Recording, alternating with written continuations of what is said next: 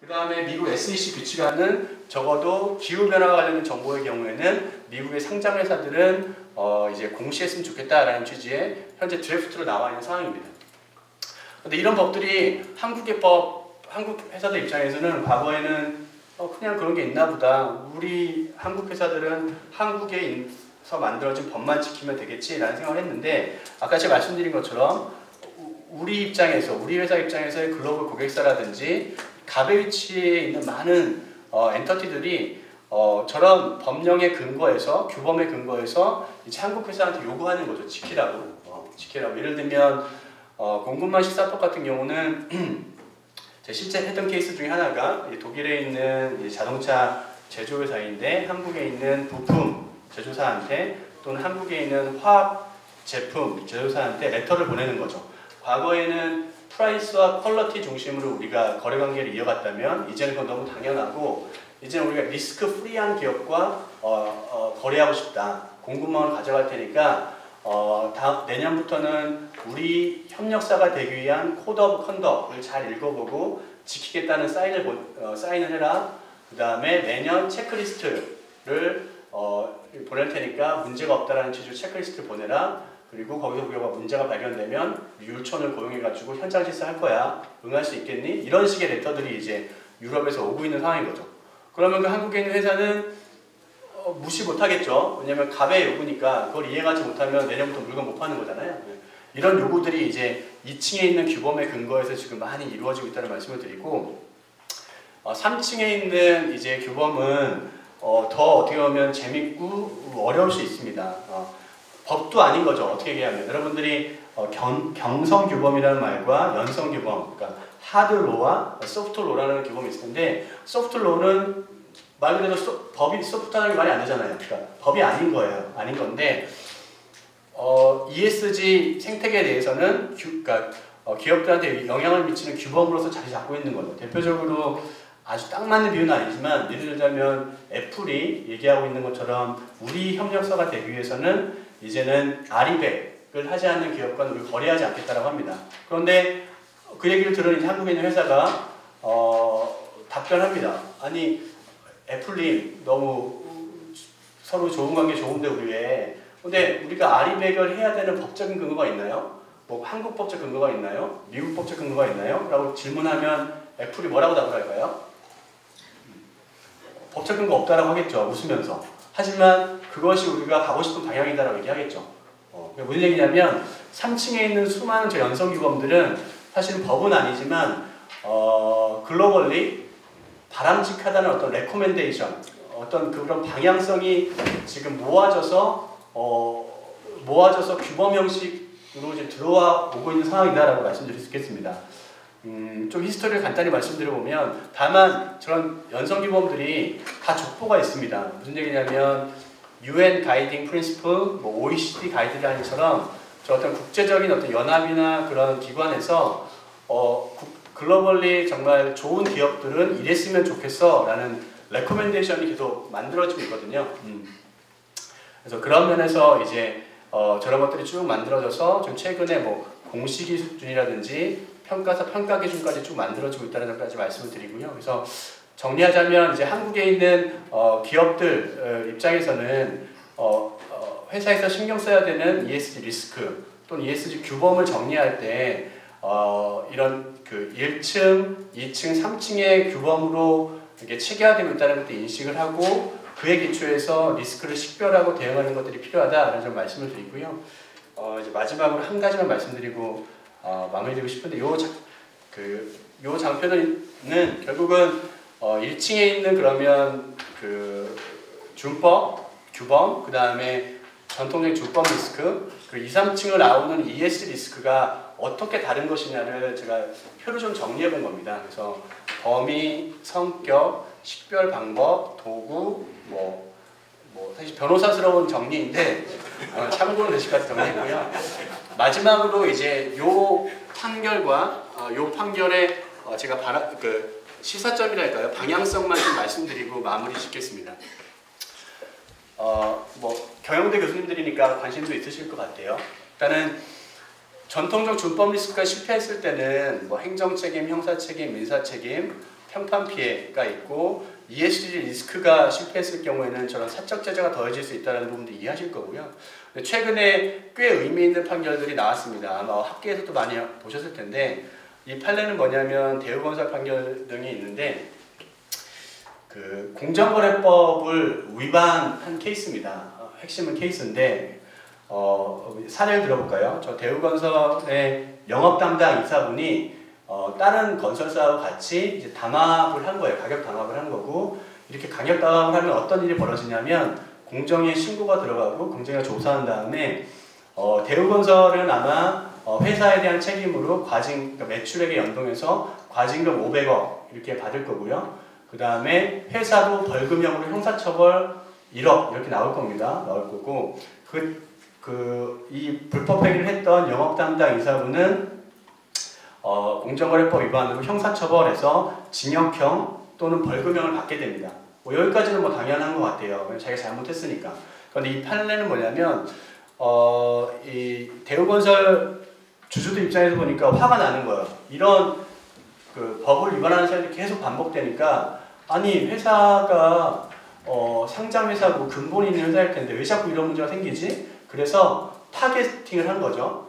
대표이사하고 이제 사회이사까지 이제 문제 삼은 겁니다. 이유는 뭐냐면 사회이사를 포함한 모든 이사들이 이사회라는 수단을 통해서 회사의 준법 통제 시스템을 구축하고 작동해야 할 의무가 있는데 이런 공정거래법 위반들이 계속 반복되는 것은 이런 그 감시 의무를 이행하지 못한 것이고 그렇다면 그 대표이사뿐만 아니라 사회이사까지 개인적으로 손해배상 책임을 져라라고 소송을 제기한 거고 그에 대한 답이 yes라고 답이 나왔어요. 질 수 있다.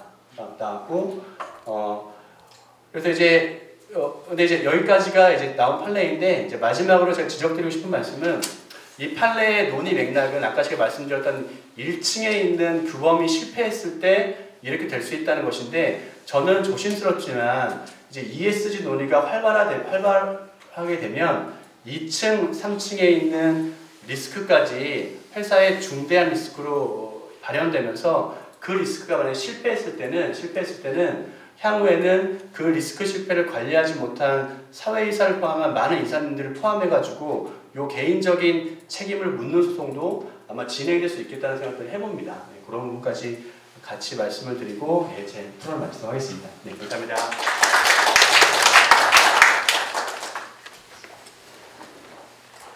네, 기존에 그 BOD의 사내이사뿐만 아니라 이제 사회이사나 그 대표이사의 그 책임까지로 이제 확대될 수 있다라는 좀 새로운 ESG 관점의 리스크에 대해서 이제 잘 말씀해 주셨고요. 마지막으로 이제 자본시장의 관점에서 그 대신증권의 ESG 리서치 센터의 이성경 센터장님께서 말씀 주시도록 하겠습니다. 네.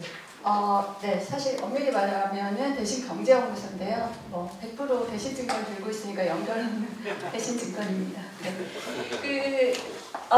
지금 IT 산업이니까 앞서서 두 분 발표 주신 거를 간략하게 정리하면서 그냥 조금 여러분들하고 다른 관점에서 뭔가 얘기를 해야 되니까 네, 그런 걸 좀 말씀드리겠습니다. 먼저 네이버 지금 발표 주신 거 보면 굉장히 내용이 많잖아요. 네, 제가 사실은 되게 많은 걸 말씀 주셨지만 그 중에서도 제가 굉장히 인상적이고 글로벌 수준 대비해서도 사실 찾기 어려운 게 이사회 구성입니다. 왜냐하면 보통은 지금 법을 지키라고 하면요 모두 다 사회이사로 채우셨어요. 그래서 여성 성비의 비중이 저렇게 밑에 단에서 올라옴에도 불구하고 여전히 사내이사 진안에 있는 숫자를 제가 최근엔 안 셌어요. 셌는데 이게 한 손에서 끝납니다. 그 중에 사실 한 군데씩이거든요. 그래서 한 손 안에서 끝나는 회사고 사실 제일 많습니다. 그것을 사실 해외에서도 찾기 어려운 부분. 근데 저희가 무조건 많으라고 하지 않아요. 아까 보여주셨지만 구성원 비중입니다. 어떤 데서는 여자 구성원들 자체가 선택을 안 하는 거 어려워하잖아요. 그런 걸로 이야기하지 않습니다. 그래서 구성원 비중에서 상당히 높은 거. 네, 해외에서도 찾기 어렵습니다. 그리고 에너지 효율 되게 좋으세요. 결국에 말씀하셨지만 IT 산업은 탄소 배출이 사실 에너지입니다. 그래서 자꾸 에너지 얘기하는 거고요. 에너지 효율은 거의 뭐 끝단에 계십니다. 그래서 효율이 굉장히 좋으신다는 것도 인상적인 부분이다라는 말씀드리고요. 제가 또 기억하는 바에 따르면 TCFD 보고서를 거의 최초로 내셨던 걸로 제 기억을 하거든요. 그래서 앞장서는데 그것보다 더 큰 건 내용이 구체적이라는 거예요. 평가에서 점수 좋다, 저 평가하는데 평가 그냥 이거 운전면허로 생각하세요 이렇게 말할 때 많거든요. 그런데 저희가 내용을 평가할 때 하나하나 다 못 읽습니다. 아무도 저희한테 돈도 안 주고 그렇게 일할 수는 없고요. 그런데 그 내용을 보다 보면 이것을 생각하고 썼구나, 이것을 고민했구나 라는 것들을 알게 되는데, 저는 네이버가 많은 고민을 했다는 것을 내용을 통해서 평상시에도 되게 많이 고민하고 쓰는 회사구나 라고 생각하고 있었던 회사라는 말씀을 드립니다. 그리고 이제 두 번째로 IT 산업인데요. 개인적으로 아까 말씀드렸지만 IT가 에너지 쪽밖에 없으니까 에너지 효율 좋아요? 뭐 이런 말 하는 거 되게 당연한데요. 다른 역할을 해주셔야 돼요. 디지털화를 시킴으로써 줄이는 부분에서 역할을 해주셔야 돼요. 그게 IT 역할이고요. 그 부분에서 유럽이 지금 그린딜에서 그 다음에 냈던 전략들은 결국에 역할해달라는 겁니다. 그래서 디지털화를 굉장히 중요한 이슈로 보는 것은 전환을 함으로써 지금 탄소 줄이기 너무 어려워요. 말이 뭐 사실 줄여라, 왜 안 줄이냐 하죠. 정말 어려운데 디지털화에서 역할을 해주면서 뭔가 해주실 수 있는 부분이 있기 때문에 그 부분에서는 기회도 온다. 그래서 IT한테 기회도 있다고 보고요. 그리고 두 번째 제일 중요한 거 오늘 많이 말씀해 주셨지만 윤리입니다. 그래서 사실은 윤리라는 부분에서 저희 다 알잖아요. 그래서 윤리라는 부분 준비되어 있는 거 저희가 밖에서 알 수 있는 거 사실 윤리는 거의 없습니다. 기본적인 거는 다들 해주세요. 그런데 정말 안 해서 어떨까? 이거는 구성원들이 그것을 받아들이고 특히나 이사회라든가 최고 경영진에서 생각하는 그런 정말 윤리적인 부분 너무 중요하고요. 오늘 여기 윤리경영학회 계시지만 외부의 이런 분들이 감시를 끊임없이 해주십니다. 이해관계자로서. 그 부분 굉장히 중요하다는 말씀을 드리고, 저는 또 하나 우리 IT 기술 되게 좋은데 저 GPT 쓰고 저 유료 결제까지 해서 써봤거든요. 그러면서 착잡하다 그래야 되나요? 이러다 다 먹히겠다. 정말 그 생각을 했어요. 이러다 다 먹히겠다. 데이터 저희가 에고바디스 쓰고 막 다 가져가잖아요. 갖다 주는 겁니다, 사실은. 그래서 제가 정부기관 일들을 좀 하는데요. 우리 만들어야 된다. 뭐 공시효랑 뭐 하라고 하는 소리는 되게 쉽지만 사실은 그 밑에 가서 데이터 쌓아주고 나면은 측정이나 아까 이제 하태님도 말씀하셨지만 또 우리 변호사님도 말씀하셨는데 계속 데이터라는 단어가 나오잖아요. 이것을 측정하고 관리하는 데 있어서 헤어라는 말은 제일 쉬운 말이에요. 어디서 틀리는지를 봐주고 틀리는 부분에서 사실은 모두가 가서 해서 이것을 그리고 내줄 게 아니고 우리가 구축해서 증빙하는 거에만 써야지 갖다 줌으로써 증빙받으려고 하는 게 과연 이제 우리의 경제에 어떨까라는 생각을 제가 계속 연구를 하거나 계속 이제 내용들을 깊이 있게 보고 회사들을 보다 보면 걱정이 좀 많아진다고 해야 되나요? 근데 오늘 마침 윤리 경영이기 때문에 그런 부분에 있어서 여기 계신 분들께서 또 같이 관심 가져주시고 앞으로도 계속 논의할 수 있는 자리가 있다면 우리가 이 어려운 환경에서 중요한 거는 ESG만 강조하다가 우리가 그 경제적인 것을 놓칠 수는 없잖아요. 네, 그래서 그런 부분이 같이 갈 수 있도록 앞으로도 이런 좋은 자리들이 많고 또 논의될 수 있으면 좋겠다라고 말씀드리며 제 발표를 마치도록 하겠습니다.